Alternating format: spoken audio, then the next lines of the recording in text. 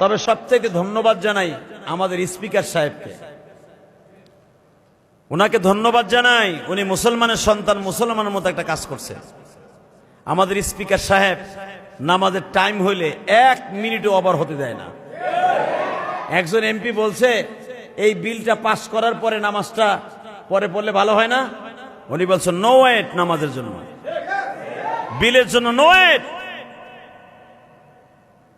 নামাজের জন্য রেডি হন, কোন বিলের জন্য দেরি করা যাবে না, নামাজ কোনো ওয়েট হবে না, নামাজ এখনই হবে।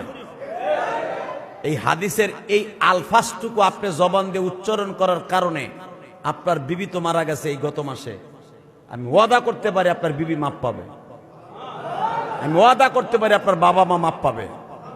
কারণ এইরকম একটা জায়গায় বসে নামাজের তাগিদ আমার মনে হয় স্বাধীনতার পরে কোন স্পিকার আজও পর্যন্ত দেয় নাই। স্বাধীনতার পরে আমি আপনার মতো আমার বয়সে কখনো শুনি নাই যে স্পিকার সাহেব বলেছে যে আগে নামাজ পরে কাজ, বিল পাস হবে পরে। আর এখন দেখতেছি যে পুরা ইসলামিক দিকে, ইসলামিক মাইন্ডে চলতেছে সংসদ ভবন। এরকম ভাবে যেন চলে, দোয়া করি সবাই ভিডিওটা শেয়ার করে দিন যেন সবাই দেখতে পারে।